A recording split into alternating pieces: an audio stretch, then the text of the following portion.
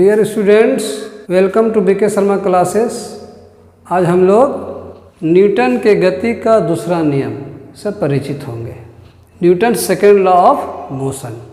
ध्यान से आप लोग बात को सुनिएगा और समझने का प्रयास कीजिएगा। देखिए, ये एक पत्थर का टुकड़ा है ना। इस पर अगर हम कम बल लगाते हैं तो कम दूर तक जाता है, और अधिक बल लगा करके अगर फेंकते हैं इसको तो अधिक दूर जाता है कि नहीं। तो कम दूरी पर इसलिए जाता है कि इसमें कम त्वरण उत्पन्न हुआ। अधिक दूर तक क्यों जाता है? क्योंकि इसमें अधिक त्वरण उत्पन्न हुआ। तो कोई भी वस्तु जब गतिशील होती है ना तो उसमें त्वरण उत्पन्न होता ही है। हम बता चुके हैं कि गति में परिवर्तन की दर को ही त्वरण कहते हैं, है ना। तो बात साफ है, अगर हम इसमें कम बल लगाते हैं तो कम त्वरण उत्पन्न होता है, अधिक बल लगाते हैं तो अधिक त्वरण उत्पन्न होता है। तो इसका मतलब कि बल अधिक तो त्वरण भी अधिक, बल कम तो त्वरण भी कम, है ना।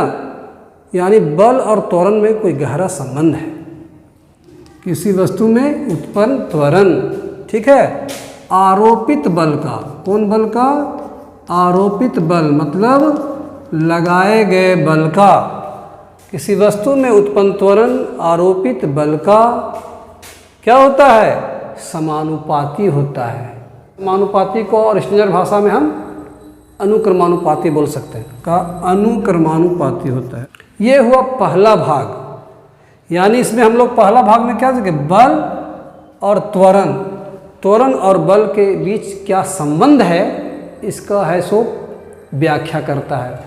न्यूटन गति का दूसरा नियम का 3 हिस्सा है ना। पहला हिस्सा में त्वरण और बल के बीच संबंध को बतलाता है। अब देखिए दूसरा भाग क्या है सो। दूसरा भाग को समझने के लिए हम लोग ये 2 पत्थर ले रहे हैं, ठीक है।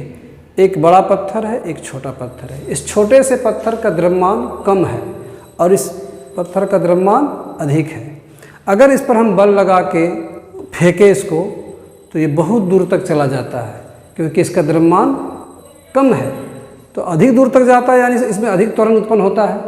अगर हम इसको फेंकते हैं तो यह उतनी दूर तक नहीं जाता है, यानी इसमें कम त्वरण उत्पन्न होता है। कम त्वरण क्यों उत्पन्न हुआ? क्योंकि इसका द्रव्यमान अधिक है।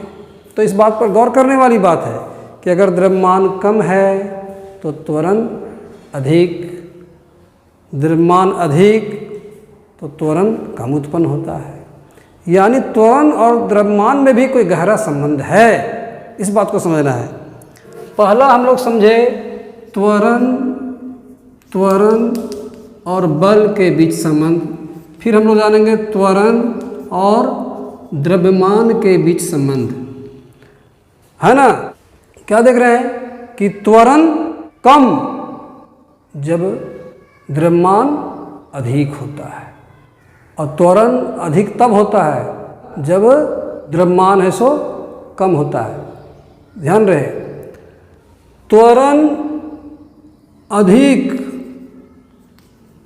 जब द्रव्यमान कम, और त्वरण कम जब द्रव्यमान अधिक।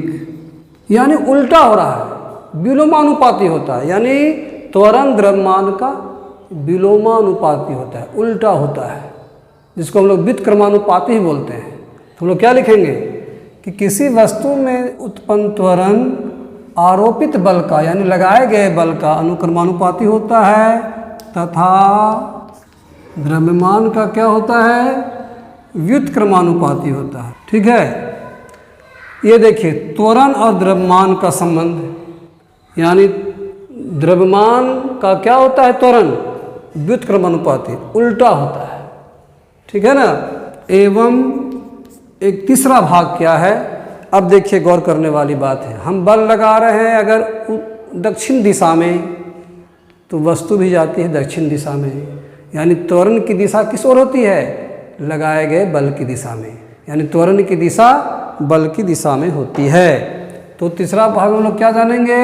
ये तो इसका है त्वरण की दिशा, त्वरण की दिशा। तो त्वरण किस दिशा में उत्पन्न होता है? जिस दिशा में बल लगाया जाता है। तो हम लिखेंगे एवं त्वरण की दिशा बल की दिशा में होता है। ठीक है, ये आपका है गति का दूसरा नियम। 3 हिस्सा है। पहला हिस्सा हुआ कि त्वरण और बल के बीच संबंध, दूसरा हुआ त्वरण और द्रव्यमान के बीच संबंध, और तीसरा हुआ त्वरण की दिशा, ये बल की दिशा में। ठीक है, त्वरण की दिशा किस दिशा में? बल की दिशा में। तो इसको याद रखना है। बात समझ में आई? बस तीनों को अगर हम लोग समेटते हुए इस तरह गति का दूसरा नियम तैयार कर सकते हैं। ठीक है, आप पहले इसको समझने का प्रयास कीजिए और इसको लिखिए, है ना। फिर अगली बार हम लोग इसको बल को कैसे मापा जाता है इसको बताएंगे अगले वाले वीडियो में। ठीक है।